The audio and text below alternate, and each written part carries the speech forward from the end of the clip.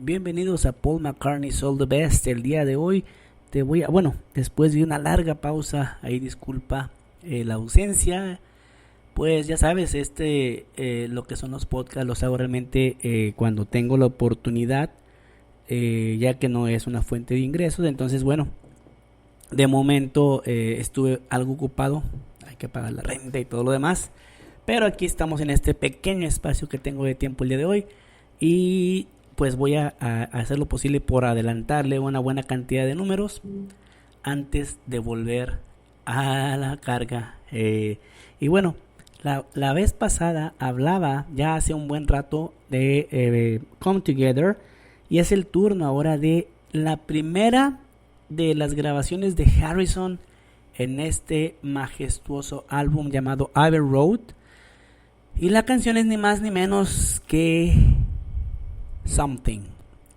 La canción que se grabó entre el 2 y 5 de mayo, que se llevó más allá todavía hasta el 11 y 16 de julio, y luego el 15 de agosto para terminar la mezcla de estéreo el 19 de agosto. Fíjate todo lo que hicieron de tiempo para esta canción. Acuérdate que en muchas de las canciones de este álbum John Lennon estuvo literalmente ausente. Si bien en Get Back todavía se veía algo de Lennon, más bien algo de Yoko con Lennon, ahora Lennon empezaba a ser el Beatle invisible. Y tal es así que esta canción, fíjate bien, consta con George Harrison en la voz líder, en la guitarra líder. Paul McCartney toca la batería el 16 de abril, hace armonías y vocales, vocales de la armonía, y el bajo. John toca el bajo y quizá posiblemente el piano o la guitarra ese mismo 16 de abril. Ringo después grabaría de nuevo la batería. George Martin grabaría el piano el 16 de abril. Billy Preston el piano y el órgano. Y habría una sesión para los músicos que serían, en este caso serían músicos de sesión o músicos de estudio, para 12 violines, 4 violas, 4 chelos y un doble bajo. Desde el 68 se había desarrollado una batalla dentro de los Beatles que ya se dejaban ver cuando Brian Epstein falleció. Ya los Beatles empezaban a tener ahí sus discordancias. Los cuatro, principalmente Paul, habían expresado algo de insatisfacción por las habilidades financieras que Brian Epstein tenía. Aún y esto, cuando él seguía vivo. Viendo que los Rolling Stones habían alcanzado el hecho de que sus regalías se les dieran por adelanto, más o menos algo así como 1.25 millones, los Beatles aún seguían haciendo un centavo por grabación. Cuando la muerte de Brian Epstein llegó, empezó un caos en Apple, y todo esto porque los otros Beatles querían contratar a Alan Klein como manager financiero, que había tenido su ojo en los Beatles desde obviamente la muerte de quizá un poquito antes de la muerte de Brian. Aquí los Beatles finalmente, cuando se acerca Lennon y Harrison a hablar con él, este señor vio su oportunidad. Paul estaba trabajando con su prospecto suegro, el señor de la firma Lee Eastman, que eran unos respetados abogados del medio del espectáculo, y también los quería como manager. Pero el 28 de enero del 69, como te comenté hace un momento, Alan Klein se juntó con Yoko y John en el Hotel Dorchester y los persuadió de que el mejor interés para ellos era si lo contrataban como manager. John estaba impresionado por el conocimiento que este señor tenía de ellos, y obviamente también del conocimiento de la música. Él sabía las letras mejor que cualquiera de todos ellos, según él decía, ¿no? Lennon. Y su percepción estaba sucediendo que posiblemente él fuera el siguiente manager con los Beatles. Enfatizó en que él tenía un buen como un fondo en su familia era muy bueno, después de haber sido enviado al orfanato por su padre. Bueno, entonces aquí no es que enfatizara, sino más bien que empatizó Alan Klein con Lennon, y Klein fue enviado también a vivir con una tía. Y bueno, Mick Jagger ya le había dicho a los Beatles que se fueran con Klein años atrás, y la mayor razón por la que Lennon accedió a esto era pues sobre todo por las ganancias financieras que él le dio a los Rolling Stones. Pero para el 69 las cosas habían cambiado cuando Jagger le dijo o escuchó más bien que John Lennon tenía interés en Klein. Él estaba horrorizado, le dijo que ellos serían ridículos si pensaban realmente en firmarlo, porque realmente era algo que ya no les recomendaba que firmaran a Alan Klein. Y obviamente esta advertencia cayó en oídos sordos, y Klein ya se había ganado el corazón de Lennon y le pidió en ese momento representar a sus propios intereses. John, entusiasmado y hasta cierto modo infectado de lo que Alan Klein decía, les compartió esta infección a George y Ringo, y el 3 de febrero los Beatles votaron 3-1 para emplear a Klein como manager de sus negocios y de todas sus relaciones pues de comerciales, ¿no? Sin embargo, bueno, Paul ya se mostraba fuera de esta decisión, y él podía haber hecho el voto de que vetara toda la decisión que les afectara a todos. Y bueno, aunque él quería que los Eastman estuvieran dentro, ellos quedaban fuera y Alan Klein estaba dentro. La influencia de Klein se extendió más allá de lo que eran los pizarrones, por así llamarlo, lo que era la pizarra de Apple, EMI y Names. Era una forma de que él quería sacarle lo más que se pudiera al nombre de los Beatles, y ordenó que los 2 primeros sencillos o tracks en realizarse fueran un sencillo en octubre del 69. Esto fue en Estados Unidos primero y luego en el Reino Unido. Cuando apareció 5 semanas después del lanzamiento de Abbey Road, que apareció aún George Harrison estuvo como que agradecido con cierto cinismo cuando dijo que ellos le habían bendecido con un par de lados B en el pasado, pero esta era su primera vez. Él había tenido un lado A. ¡Ey! Gran trato, ¿eh? Era la primera vez que una canción de George tomada de un álbum.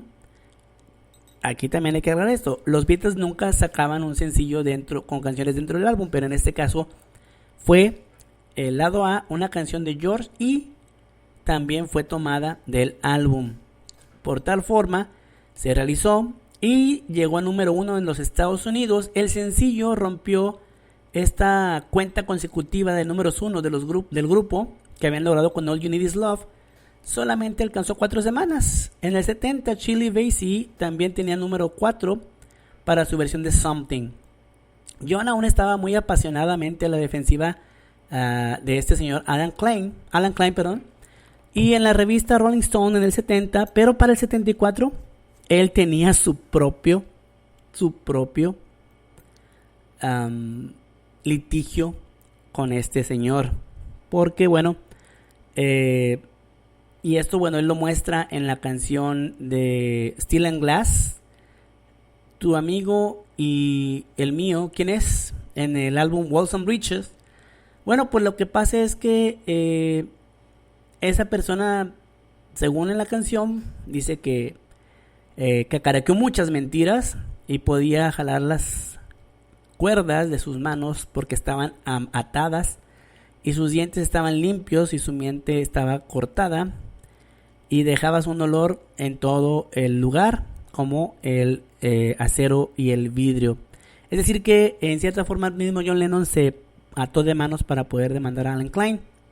Bueno, Sin embargo, Alan Klein no estaba conectado con el lanzamiento de Something Come Together el 6 de octubre en Estados Unidos, ya que él había pedido más de 3 semanas por adelantado que el Reino Unido. Media docena de sencillos se habían realizado previamente en los Estados Unidos primero, pero consistentemente en unos 4 días de separación más que nada entre las fechas de lanzamiento. La otra excepción fue Paperback Writer, realizado 11 días antes que en el Reino Unido. Se lanzó primero en Estados Unidos. Ningún otro sencillo o álbum había salido mucho antes en los Estados Unidos.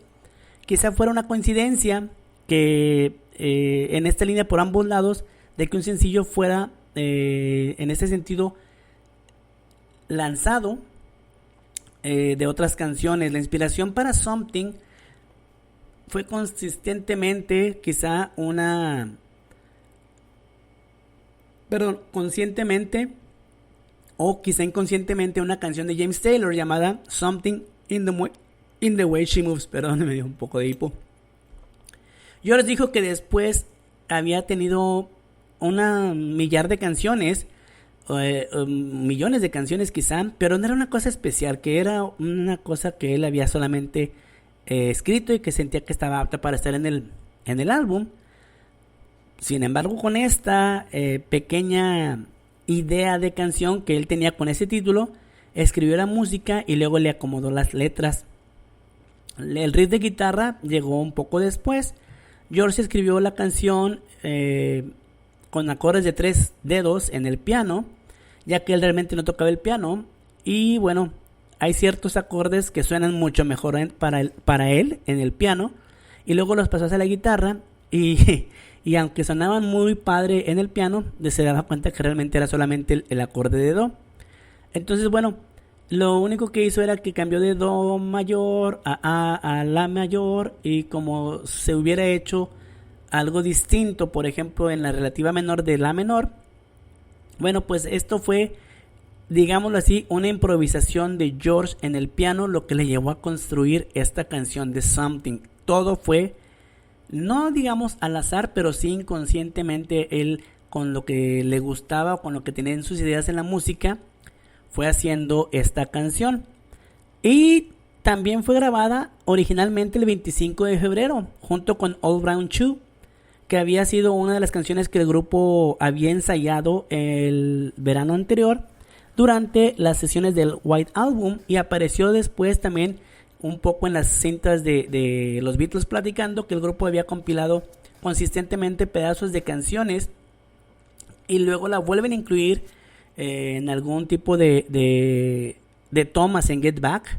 Durante las sesiones también de estas mismas grabaciones de pláticas y de improvisaciones se deja ver un poquito de The Long and Winding Road de Paul McCartney.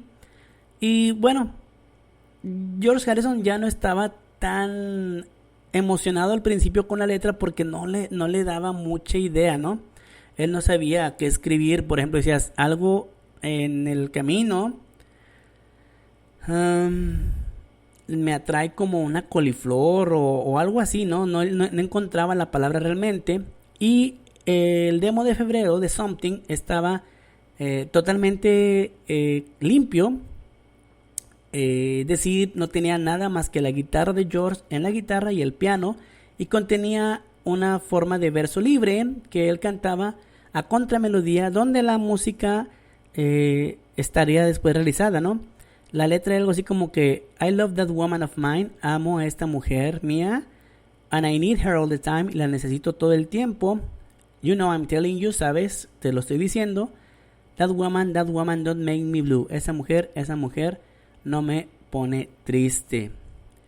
Esta forma de George de soltar las letras le hacían un poquito más románticas en el papel que en la canción, porque no llegaron al corte final de la canción. Las grabaciones propiamente empezaron el 16 de abril con un número de tomas para el track de ritmos, y con George Martin en el piano, John en el bajo y Paul en la batería. Ringo estaba filmando todavía, acuérdense que por eso se había adelantado o habían cortado lo que era el Get Back, porque Ringo iba a filmar la película con Peter Sellers. Entonces Ringo se encontraba todavía grabando y el 2 de mayo el grupo se volvió a juntar para grabar otra vez la canción, esta vez con Billy Preston en el piano, aunque habían mezcladas las versiones y con John uniéndose a George en la guitarra. George estaba ya un poco, tenía un poco de feedback en su bocina Leslie y alguna forma en que Lennon también tocaba el piano, pero bueno, era más o menos todo lo que al último se hizo ya con Preston. Para la toma 36 de la canción ya había una canción de aproximadamente 7 minutos gracias a un instrumental que se extendió de mucho. Este era un riff muy similar a lo que hacía John Lennon en el track de Remember de 1970. Sobre las semanas que siguieron, Paul volvió a grabar su parte del bajo, George su guitarra en los estudios Olympic, y entonces George y Paul regrabaron las voces y Billy Preston añadió una parte de órgano. Finalmente, para el 15 de agosto, las grabaciones de capas de la orquesta fueron grabadas para esto en Abbey Road. Y también, bueno, se incluyó aquí también, y esta era para todas las canciones que tenían cuerdas, ¿no? Como lo es Here Comes the Sun. Y aquí Mark Levinson escribe que había una regrabación de la guitarra, el solo, al mismo tiempo, pero no estaban bien seguros de cuál dejar. La que estaba en la grabación de 8 tracks mostraba que no había una guitarra, y los 2 tracks utilizados para la orquesta, bueno, pues entonces movieron a esta guitarra que después se grabó con un ADT en la mezcla. Esta canción que George hizo recibió un cumplido como la canción más bonita de los Beatles comparada con cualquier otro trabajos después que él haya hecho. Y bueno, él estaba realmente en este sentido haciendo una muy buena progresión de acordes. Esta canción finalmente, en lo que George Martin extiende la escritura de las cuerdas y todo lo demás, les ayuda a que se lograra este efecto deseado, muy bien logrado por los Beatles. Aquí George Harrison también tiene una participación vocal muy buena. Después de todo este tiempo, él tuvo más fuerza para guitarra, algo así como con lo que hizo While My Guitar Gently Weeps. Aquí mejoró mucho su interpretación vocal, y Paul provee las armonías muy, como siempre, ¿no? Como muy de Paul. Frank Sinatra describiría a la canción de Something como la mejor canción jamás escrita. Y aquí obviamente el error, porque él dijo jamás escrita de Lennon-McCartney, que molestó a George quizá, pero yo creo que hubiera sido más molestia para John y Paul el hecho de que un solo integrante de los Beatles hiciera una canción catalogada como la mejor canción de amor de Lennon-McCartney. Es decir, que ni Lennon ni McCartney lograron hacer lo que en este sentido George sí pudo. Y el video, bueno, lo conocemos todos los que tengamos acceso a YouTube. Bueno, ahí podemos ver el video. En la antología también viene una parte donde están en la casa de John Lennon grabando este video, donde George estaba con Patty Boyd, Paul y Linda, Ringo estaba con Maureen y John con Yoko. Hicieron este video y así lo enviaron. Esta canción, según George Harrison, él estaba pensando en cómo cantaría Ray Charles. Dentro de un par de años, George y Patty se separarían y en junio del 74 se divorciarían hasta el 77. De igual forma, la canción fue un estándar para incluir su propia letra controversial de Just Stick Around Jack, It Might Show. Es una versión que solamente estaría en número 2 después de Yesterday, como la canción con más covers hacia los Beatles. Y el mismo Ray Charles comentaría que George le dijo a los Rolling Stones en el 69 que cuando él grabó se imaginó que alguien como Ray Charles la pudiera estar haciendo y él sentía que podía hacerse. El video promocional marca la última vez que el grupo filmaría específicamente para este propósito. Notablemente, los Beatles que estaban grabándose eran entre ellos mismos en sus propias casas y no aparecen juntos en ningún escenario de nueva cuenta. Y esto es la canción de Something. Obviamente Paul McCartney hace la segunda voz, pero esta es, si acaso, la única vez en el podcast de Paul McCartney All the Best en que George Harrison se va a llevar las palmas. Así es que un merecido aplauso.